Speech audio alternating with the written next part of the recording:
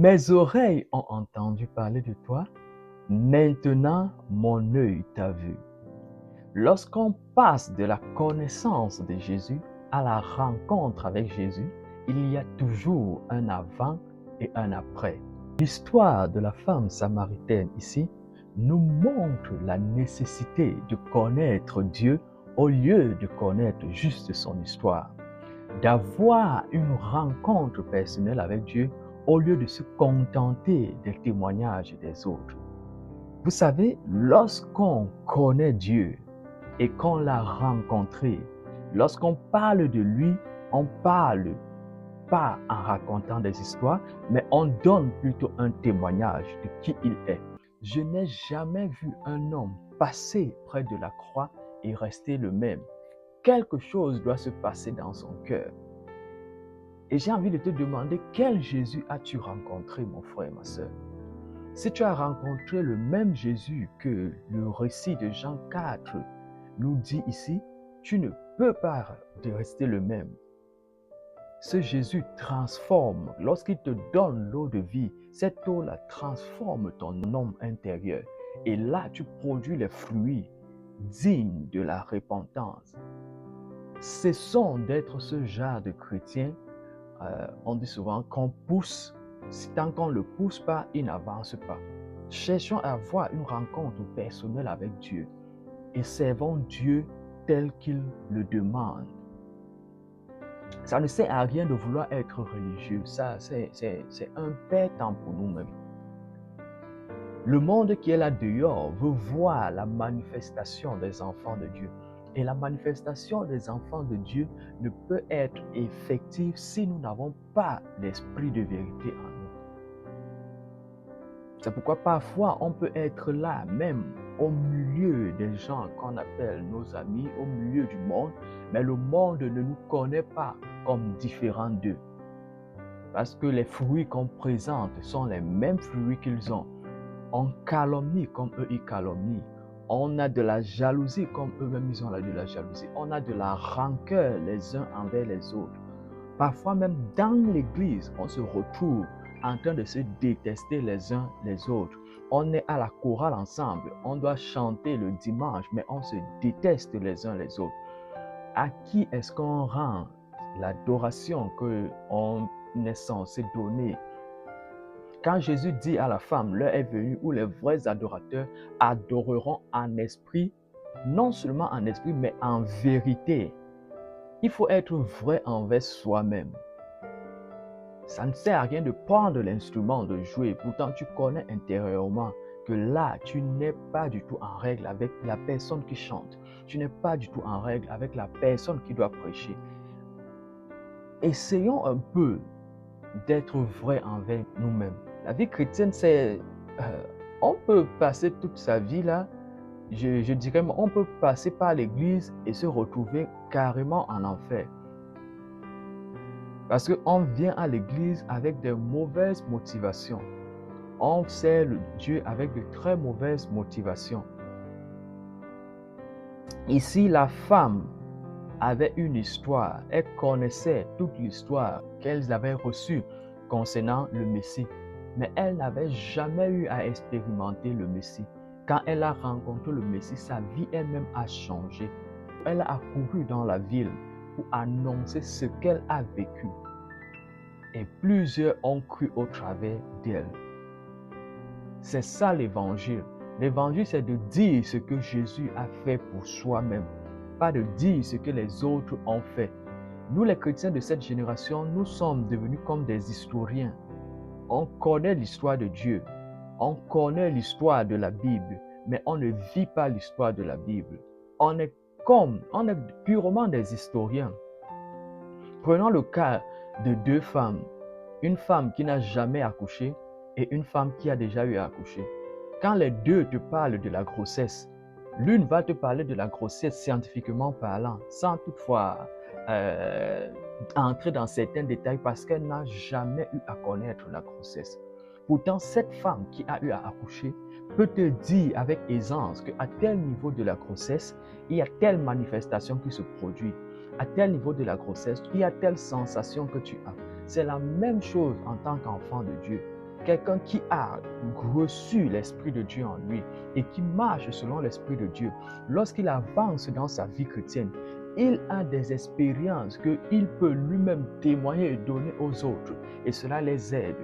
Essayons, frères et sœurs, je nous en supplie, ne soyons plus ce genre de chrétiens qui sont juste là à l'église pour se conformer à tout ce qu'on dit à l'église sans toutefois avoir une relation avec Dieu. Ayons une relation avec Dieu. Et c'est cette relation avec Dieu qui va nous permettre nous-mêmes de pouvoir surmonter certains obstacles. Vous savez, lorsque tu connais Dieu pour ce qu'il est et non pour ce que tu as entendu dire qu'il est, vraiment, ça change toute la donne. Quand Job lui-même dit, mes oreilles avaient entendu parler de toi, maintenant mon œil a vu. Quand Job a vécu tout ce qu'il a vécu après la perte de ses enfants et de tous ses biens, crois-tu que quelqu'un pouvait venir dire à Job plus tard que Dieu n'existe pas? Pas du tout. Parce que Job a expérimenté Dieu. Il a expérimenté Dieu dans toute sa dimension.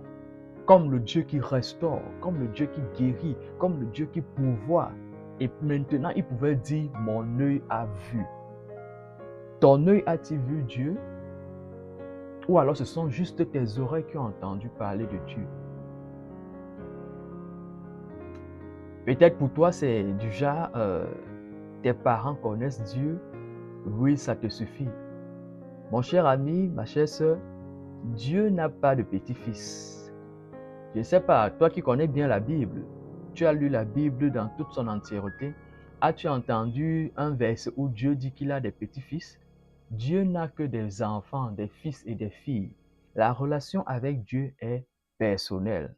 Si tes parents sont fervents spirituellement et que toi tu ne comptes que sur eux, tu es en train de te tromper. Parce que Dieu voudrait un tête-à-tête avec tout un chacun. Et il a des promesses, il a des révélations à donner à tout un chacun suivant l'appel qu'ils ont reçu et le couloir dans lequel ils doivent fonctionner. Revenons à ce service rendu à Dieu consciemment, ce service rendu à Dieu intentionnellement, et non le service qu'on rend à Dieu pour être dans l'activisme, pour être reconnu, pour être applaudi, ça et là. Notre génération, le moi crie tellement fort dans cette génération plus que toute autre chose. Nous avons tout genre d'activités que nous faisons, mais Dieu ne se retrouve pas dans les activités que nous faisons. C'est pourquoi il pouvait dire que ce peuple m'honore du bout des lèvres. On n'entre pas en profondeur avec Dieu. On se contente d'être superficiel dans notre manière de lire la Bible. Nous lisons la Bible, nous ne méditons pas la Bible. L'on lit la Bible comme un devoir, pas comme un moyen de rencontrer Dieu. On peut même poster des versets bibliques en statut. On édifie les autres sans avoir été édifiés nous-mêmes par les versets bibliques que nous mettons en statut. Qui est-ce qu'on trompe, mon frère? Qui est-ce qu'on trompe, ma soeur? On peut bien être vu par les autres. On peut présenter un style aux autres qui voudrait nous faire croire qu'on est tellement spirituel, qu'on est tellement engagé dans le service de Dieu. Pourtant, Dieu lui-même ne nous connaît pas. Et intérieurement, on sait qu'on n'honore pas Dieu. On a cet aspect de nous-là qu'on ne donne pas à Dieu. On dit souvent, il y a la chanson qui dit « Oui, prends tout Seigneur, oui, prends tout Seigneur. Entre tes mains, j'abandonne tout à vrai bonheur. » Mais on cache certaines choses, on ne donne pas à Dieu. Tu dis, prends, oui Seigneur, prends ma vie. Ah, sauf cet aspect. Prends ma vie, sauf mon petit copain. Prends ma vie, sauf ma petite amie. Prends ma vie, sauf ci, ça. Mon cher, lorsqu'on vient à la rencontre de Jésus, comme cette femme samaritaine, et qu'on réussit à rencontrer Jésus, on rentre étant transformé. On ne rentre pas avec les mêmes choses qu'on est venu avec pour trouver Jésus. La Bible dit la femme a laissé sa cruche. La cruche, c'est tout ce qui est système mondain, tout ce qui est utilité humaine pour vouloir plaire à Dieu. La Bible dit qu'elle a laissé la cruche et elle a couru pour aller dans la ville, dans tel ou tel endroit pour dire venez voir celui qui m'a dit ce que je suis. Ne serait-il pas le Christ? Pourquoi toi, quand tu viens voir ou quand tu viens à la rencontre de Jésus, tu ne déposes pas à tes pieds tout ce que tu es venu avec? Apprenons à déposer tout ce qu'on vient avec au pied de Christ, tout ce qui ne l'honore pas. Et parfois même, lorsque nous vivons des addictions et autres, vous savez pourquoi est-ce qu'on ne parvient pas à s'en sortir? C'est parce que nous voulons nous-mêmes nous départir des addictions avant de venir à Jésus. Jésus ne nous demande pas du tout d'être des super hommes, d'être des super femmes. Il nous demande de venir à lui tel que nous sommes, avec toutes ces souillures, avec tous ces efforts du système humain, de déposer à ses pieds et lui, il nous rendra la liberté. La femme est venue étant chargée avec une cruche, avec des cordes, avec tout pour puiser de l'eau. Mais elle est rentrée en courant étant libérée de toutes ces charges-là. Venons à Jésus parce qu'on veut être libéré des charges. Ne venons pas à Jésus et être à ses pieds et puis rentrer. L'histoire de Marie nous montre encore cela. La nécessité de faire la part des choses lorsqu'on est devant Jésus. Que le Seigneur te bénisse, mon frère.